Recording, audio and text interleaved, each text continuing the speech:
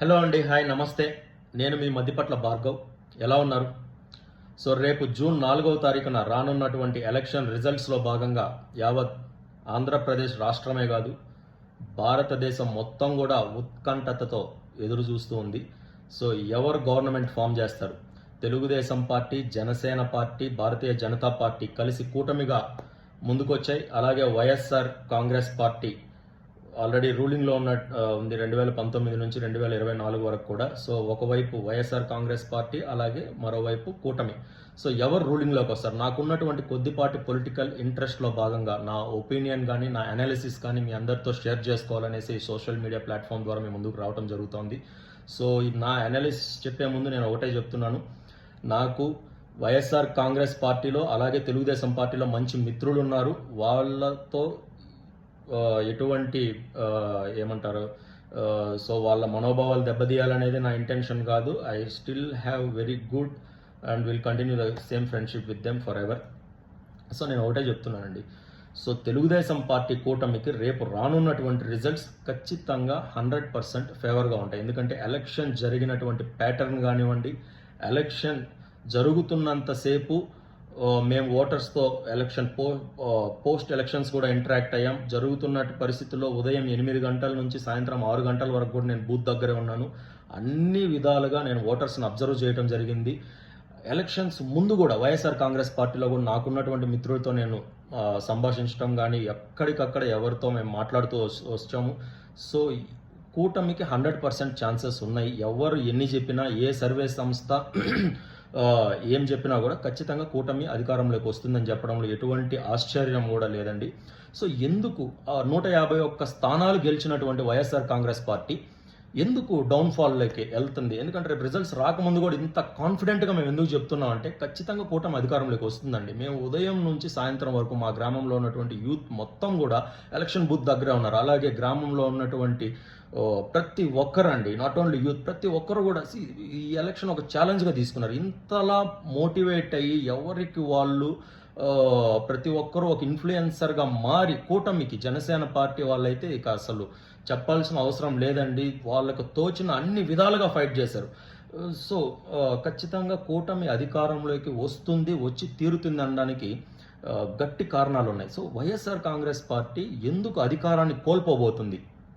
ఎందుకంటే అండి, ఎప్పుడైతే కూటమిగా ఫామ్ అవుతుందో 50% ఖచ్చితంగా ఒక పార్టీకి, లేదంటే 46-47% రానే రావాలి. అంతకన్నా తక్కువ ఓట్లు వస్తే ఖచ్చితంగా అధికారాన్ని కోల్పోయేటువంటి ప్రమాదం ఉంది.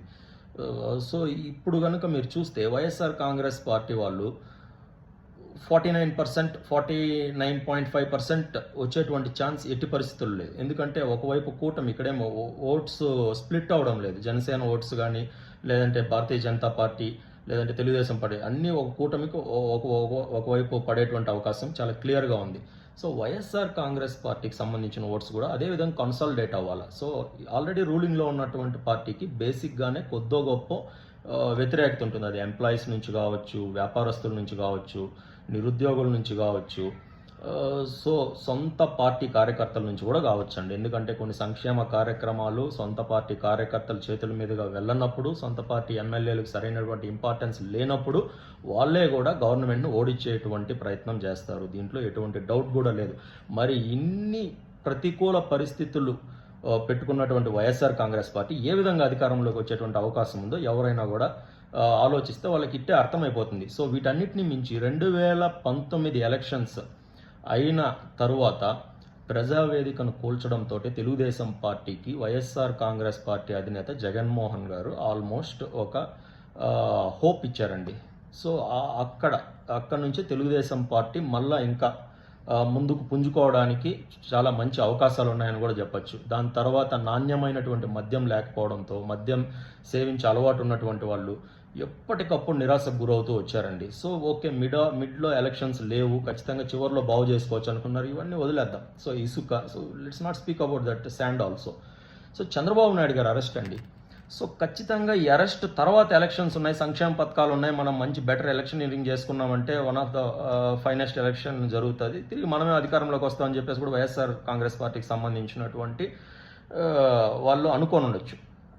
కానీ అదే రోజు చంద్రబాబు నాయుడు గారు అరెస్ట్ అయిన కొద్ది రోజుల తర్వాత ఆయన రిలీజ్ అయినప్పుడే నాకు సంబంధించినటువంటి మిత్రులు వైఎస్ఆర్ కాంగ్రెస్ పార్టీకి అత్యంత అభిమానించేటువంటి ఒక మిత్రుడు ఆ రోజు చెప్పాడు. So this may be the downfall of YSR Congress party. ఈ యాక్టివిటీతో తెలుగుదేశం పార్టీ వాళ్ళు పూర్తిగా కన్సాలిడేట్ అయిపోయారు. సో ఇది ఖచ్చితంగా ఎలక్షన్స్లో దెబ్బ పడేటువంటి అవకాశం ఉంది అనే చర్చ అప్పుడే వచ్చిందండి. సో తర్వాత ఎలక్షన్ చివరిలో చూస్తే మీరు ల్యాండ్ టైటిలింగ్ యాక్ట్ మీద జరిగింది కంప్లీట్ ఎలక్షన్ మొత్తం.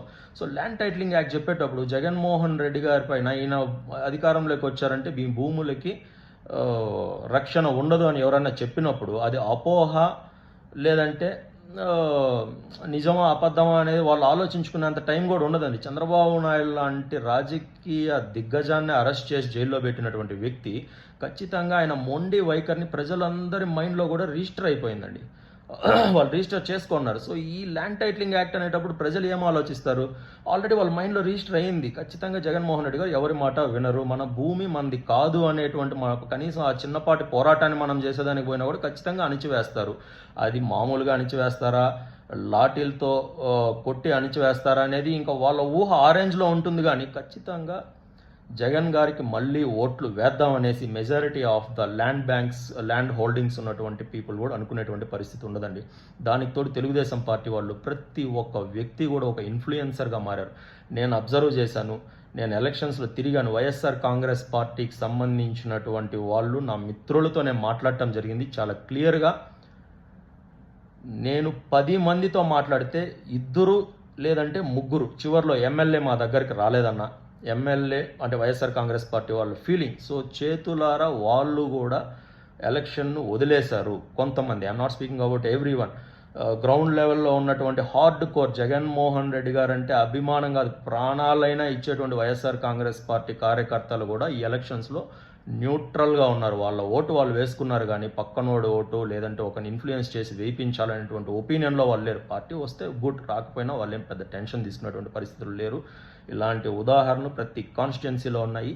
సో వీటన్నిటిని పక్కన పెడితే పవన్ కళ్యాణ్ గారి డ్రైవింగ్ ఫ్యాక్టర్ కావచ్చు, ఓట్స్ స్ప్లిట్ అవ్వకుండా ఆయన ఎలక్షనీరింగ్ ఆయన విధానాలు, ఆ వ్యూహం నాకు వదిలేయండి అని మొదటి నుంచి చెప్తూ వచ్చారు. చాలా వ్యూహాత్మకంగానే ఆయన వెళ్ళారు. తెలుగుదేశం పార్టీ చంద్రబాబు నాయుడు గారు అధికారంలోకి రావాలా, తిరిగి పరిశ్రమలు వస్తాయనేసి కొంతమంది అనుకోండొచ్చు.